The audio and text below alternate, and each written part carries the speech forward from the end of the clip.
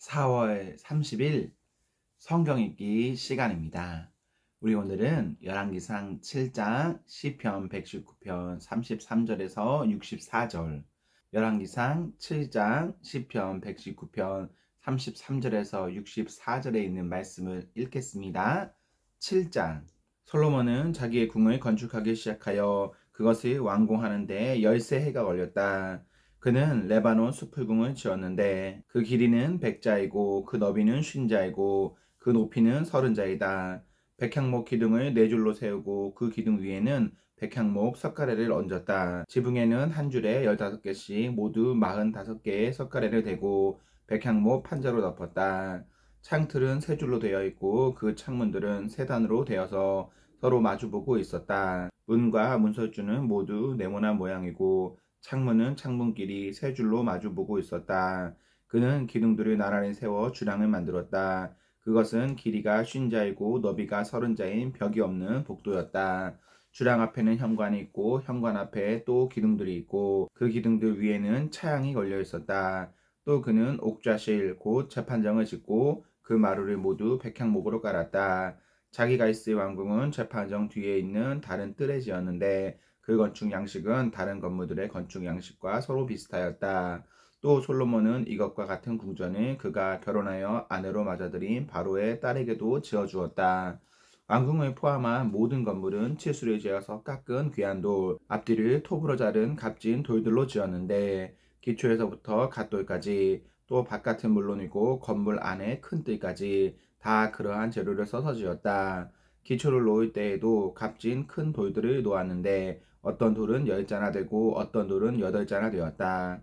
기초를 다진 다음에는 그 위에다가 치수를 재어서 잘 다듬은 값진 돌과 백향목으로 벽을 올렸다.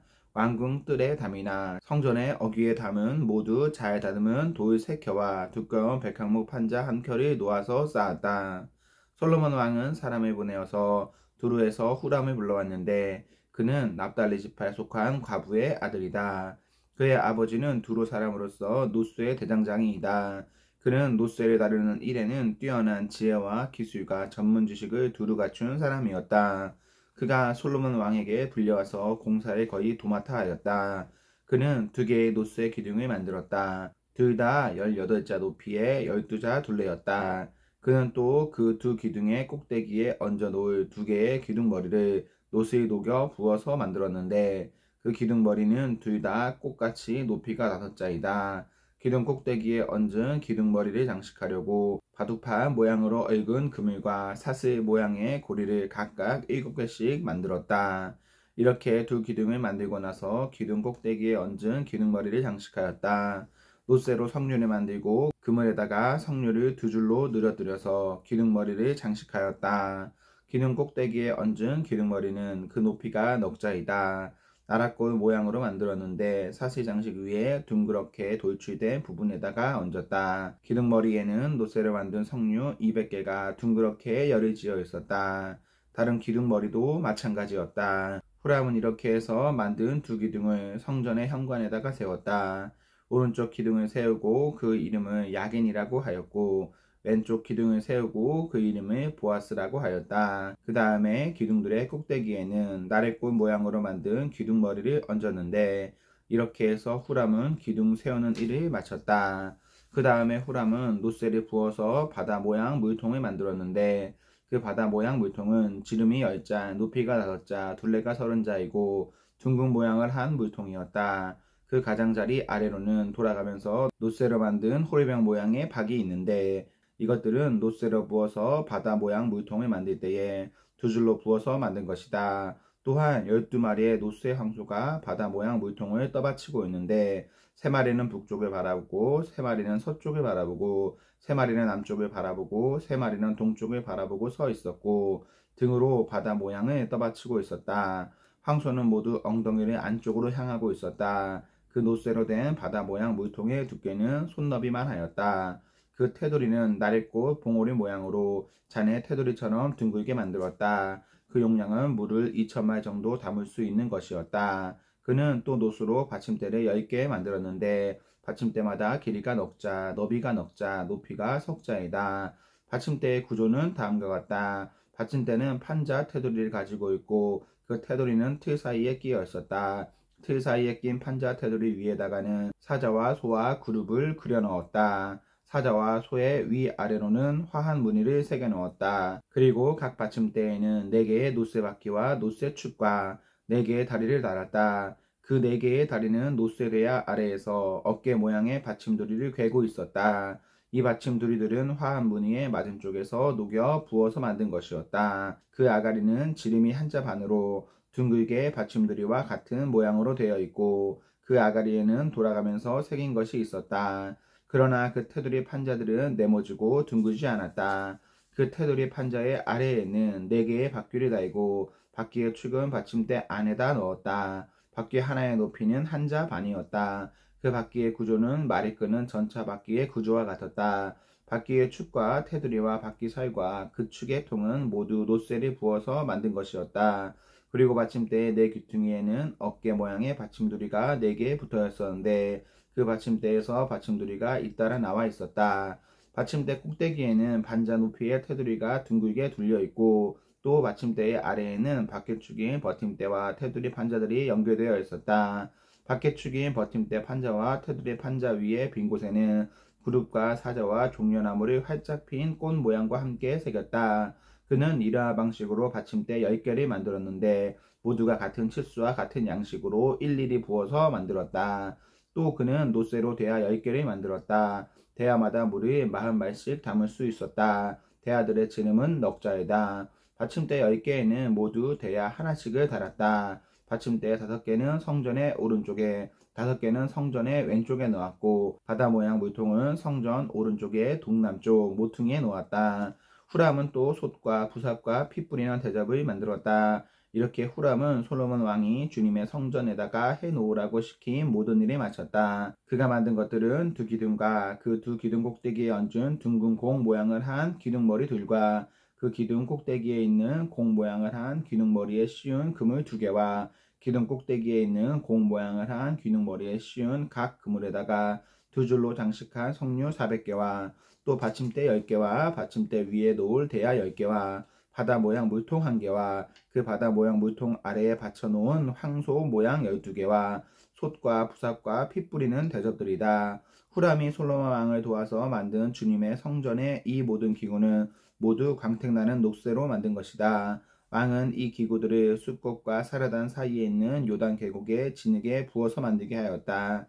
이 기구들이 너무 많아서 솔로몬이 그 무게를 달지 못하였으므로 여기에 사용된 노쇠의 무게는 아무도 모른다.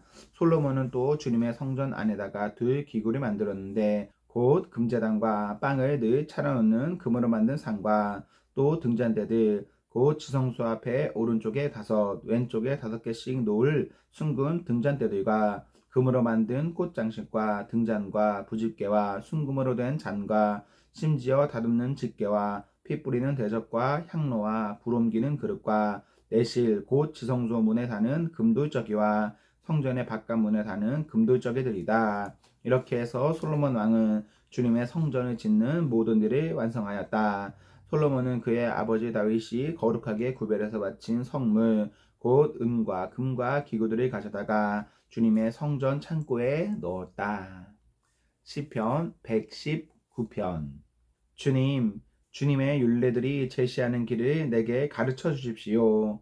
내가 언제까지든지 그것을 지키겠습니다. 나를 깨우쳐 주십시오. 내가 주님의 법을 살펴보면서 온 마음을 기울여서 지키겠습니다. 내가 주님의 계명들이 가르치는 길을 걷게 하여 주십시오. 내가 기쁨을 누릴 길은 이 길뿐입니다. 내 마음이 주님의 증거에만 몰두하게 하시고 내 마음이 탐욕으로 치닫지 않게 해주십시오. 내 눈이 헛된 것을 보지 않게 해주시고 주님의 길을 활기차게 걷게 해주십시오. 주님을 경외하는 사람과 맺으신 약속 주님의 종에게 꼭 지켜주십시오. 주님의 규례는 선합니다. 내가 무서워하는 비난에서 나를 건져주십시오. 내가 주님의 법도를 사모합니다. 주님의 의로 내게 새 힘을 주십시오. 주님께서 말씀하신 그대로 주님의 인자하심과 구원을 내게 베풀어 주십시오. 그때 나는 주님의 말씀을 의지하고 나를 비난하는 사람에게 응수하겠습니다. 내가 주님의 규례들을 간절히 말하니 진리의 말씀이 내 입에서 잠시도 떠나지 않게 해 주십시오. 내가 주님의 율법을 늘 지키고 영원토록 지키겠습니다. 내가 주님의 법도를 열심히 지키니 이제부터 이 넓은 세상을 거침없이 다니게 해 주십시오. 왕들 앞에서 거침없이 주님의 증거들을 말하고 부끄러워하지 않겠습니다. 주님의 계명들을 내가 사랑하기에 그것이 나의 기쁨이 됩니다. 주님의 계명들을 내가 사랑하기에 두 손을 들어서 환영하고 주님의 율례들을 깊이 묵상합니다. 주님의 종에게 하신 말씀을 기억해 주십시오. 주님께서는 말씀으로 내게 희망을 주셨습니다. 주님의 말씀이 나를 살려주었으니 내가 고난을 받을 때에 그 말씀이 나에게 큰 위로가 되었습니다. 교만한 자들이 언제나 나를 혹독하게 조롱하여도 나는 그 법을 떠나지 않았습니다. 주님, 옛부터 내려온 주님의 규례들을 기억합니다. 그 규례가 나에게 큰 위로가 됩니다. 악인들이 주님의 율법을 무시하는 것을 볼 때마다 내 마음속에서 분노가 끓어오릅니다. 덧없는 세상살이에서 나그네처럼 사는 동안 주님의 율례가 나의 노래입니다. 주님, 내가 밤에도 주님의 이름을 기억하고 주님의 법을 지킵니다. 주님의 법도를 따라서 사는 삶에서 내 행복을 찾습니다. 주님, 주님은 나의 분깃, 내가 주님의 말씀을 지키겠습니다. 내가 온 마음을 다하여서 주님께 간구하니 주님께서 약속하신 대로 내게 은혜를 베풀어 주십시오. 내가 발걸음을 돌려 주님의 증거를 따라갑니다. 내가 주저하지 않고 서둘러 주님의 계명을 지키겠습니다. 악인들이 나를 줄로 얽어매어도 나는 주님의 법을 잊지 않겠습니다. 한밤중이라도 주님의 의로운 규례들이 생각나면 벌떡 일어나서 주님께 감사를 드립니다.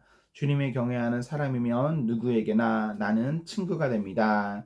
주님의 법도를 지키는 사람이면 누구에게나 나는 친구가 됩니다. 주님, 주님의 인자하심이 온 땅에 가득합니다. 주님의 율례를 나에게 가르쳐 주십시오. 아멘, 아멘. 네, 우리 오늘 말씀을 모두 읽었습니다. 우리 오늘 하루도 하나님과 사랑 앞에서 행복하십시오. 성령 충만하십시오. 안녕.